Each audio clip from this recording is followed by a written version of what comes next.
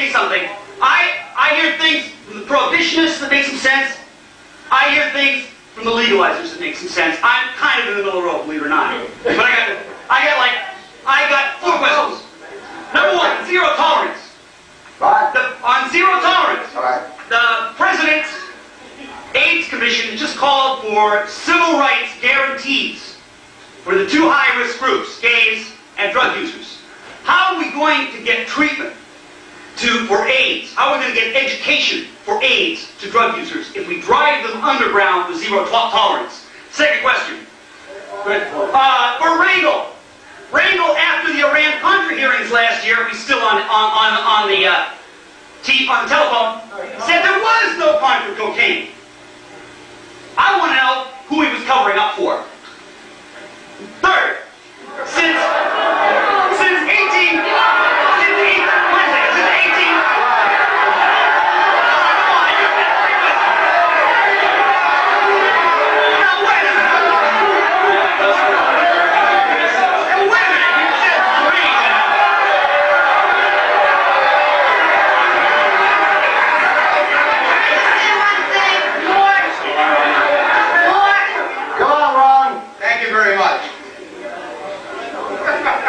Instead of legalizing, how about educating?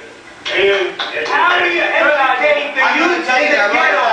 How do you educate the youth in the ghetto when they know that they can make thousands of dollars a week without getting an education? You let them know that if they steal drugs, then we'll be punished and punished severely. That's how you let them know. Punish them, right. I'm just glad that Curtis Lee is losing his voice because he didn't open his big mouth in Los Angeles about the movie Colors. One gang member might still be alive. How does it feel to have 101 on his head? Does it excite you? Is that what gets you high? Burn the country. I didn't want to get into this.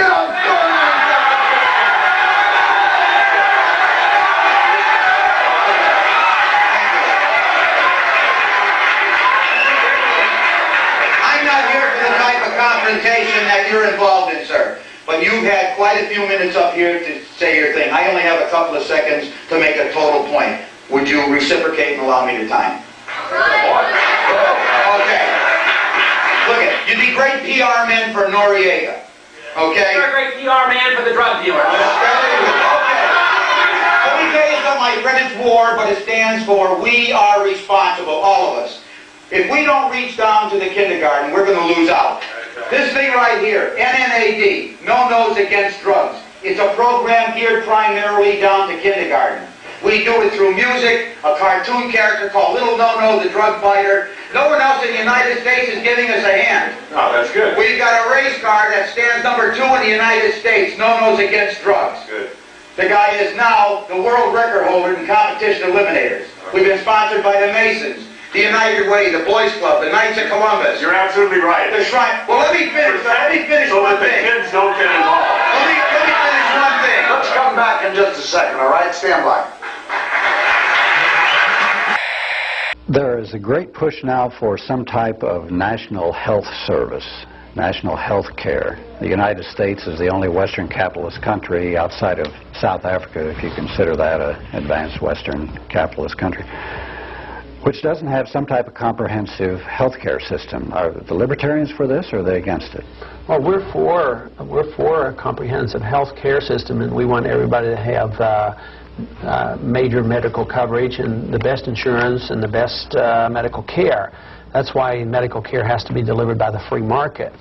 If we don't care about medical care and quality, if you like lines, and if you like the medical care the Indians get, and if you're happy with the Veterans Hospital, and if you're happy with how England runs things in the Soviet Union, then I guess we need another move in the direction of socialized medicine. Government now, even though we don't have a major national program, government now delivers 60% of the health care in this country. The more we spend, the higher the costs, the lower the quality, less people who get to care. I mean, it's a lousy delivery system. Poor people who can buy their TVs and cars and video cassette recorders have no health care. They buy the VCRs and the television and the cars in the marketplace. They get their health care through government program. With all this spending, there are still 38 million people who have no insurance whatsoever. Just devising another government program which won't work, but just further push up costs and put controls and more doctors dropping out. And I think it's a total disaster. If it's a national health program run by the government, it's tragic. It won't work. It's going to ruin the care in the country.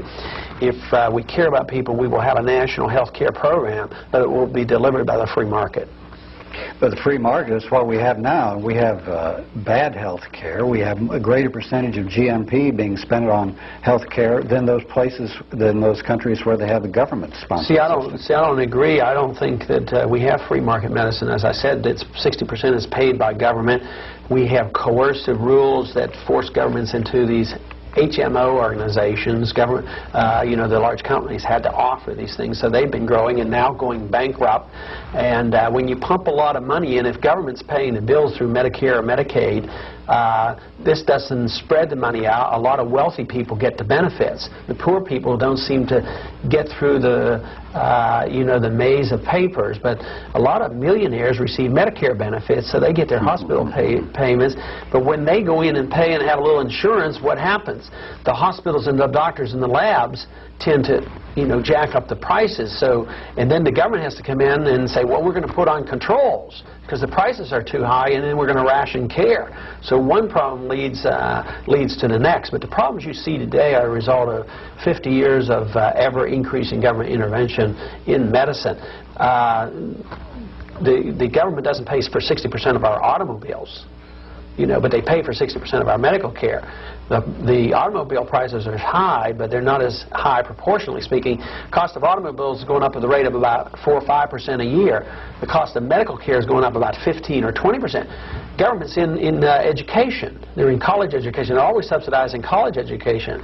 Always the guy that doesn't get to go to college has to subsidize the guy that gets to go. Cost of education is going up about 15 to 20%. So as soon as you get government involved, quality does not go up, but the cost goes up, and there's not any fair distribution.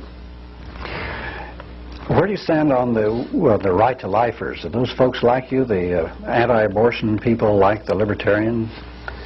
I think it's mixed. They like me because I am a right-to-life libertarian. I believe killing a fetus is an act of aggression. I've been forced to be in a room, unfortunately, when I saw a 3-pound fetus, infant, taken out, breathing and crying, and thrown in a bucket. I mean, I take my pledge seriously. I mean, that to me looked like an act of aggression. Besides, if I give the wrong medication as a physician to a mother and I damage the fetus, when it's born can sue me. Obviously, it was legal, alive, and human, or it wouldn't be able to sue me.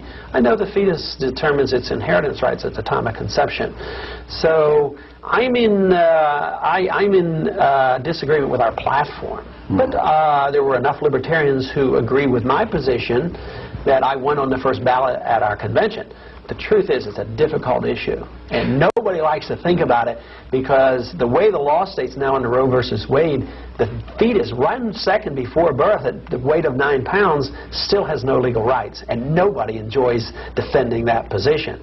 Very difficult, because I, as a libertarian, I don't like to interfere with the privacy of a woman either. But how are we going to deal with this? I think we have to have respect for human life, or we can't have respect for individual liberty and the right to smoke a cigarette.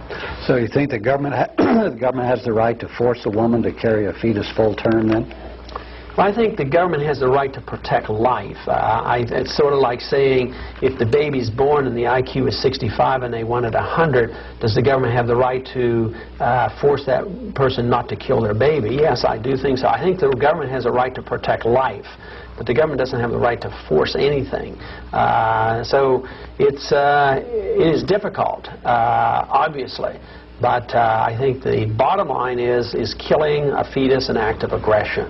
And the only way the libertarians or others who disagree with me on that they would have to say that no, it's obviously an act of aggression. There's no debate there. It's that the fetus is not a person. The fetus is not alive and it's not human. And I, as a physician, have a lot of trouble with that. I mean, I know it's alive, I know it's human, I know it's legal. So this is very unique, and I don't advocate any federal laws. I don't even, we libertarians nor this system that we have advocated federal laws to deal with theft or murder or anything. It's all handled by the state. So I think that the states would handle it differently. I think courts would handle it differently. I think juries would handle it differently. But I think under my ideal situation, we wouldn't have people having abortion on demand and using it as birth control and having a callous, careless attitude about life, and instead of having less illegitimate pregnancies or births, illegitimate or unwanted pregnancies, now it actually, it was intended to help difficult situations. But what it has done is that the teenager sometimes can have 3 abortions in a year, which is sad, and it's a tragedy. And I've seen the tragedies, I've witnessed them, and I have great empathy for them, but I also have great respect for the principles of freedom, and I don't want to infringe or compromise my concept of what liberty is. What you've seen is just a small smattering of vintage Ron Paul. We're very busy here in this operation, and just kind of grabbed randomly a few things to show you here. It's all just as amazing. Just go to Google and type in Ron Paul in the 1980s, Ron Paul, an old TV show, and it is so much of it. I spent, like last weekend, probably 6-7 hours up late at night after the family was asleep, just watching all these and finding hundreds of clips. So this is just a small snapshot. Some of these interviews I'd seen 15, 16 years ago when I was first on Access TV, because a lot of these were shot right here in Austin. And so I salute the patriots of old for what they've done. It's on their shoulders that we stand. So that's it for this December 26th, 2011 edition of INFOWARS Nightly News. We'll be back tomorrow right here, not with a tape show, but with a fresh show produced, just hours before we air it. So please spread the word about PrisonPlanet.tv, and don't forget, you can subscribe and get a 15-day free trial of the year or the monthly, or you can get 44% off and get a really big discount if you go ahead and sign up for a year. And you can also share your passcode with a few of your friends and family and get them to check out the site. And those of you that are subscribers at PrisonPlanet.tv, we do put this out for free a few days later everywhere, so you're actually financing the waking up of others and funding this truly alternative media operation that is starting to supplant the mainstream dinosaur globalist media to the point they're openly calling for censorship and control now. All right, ladies and gentlemen, that's it for this edition of INFOWARS Nightly News. Alex Jones signing off.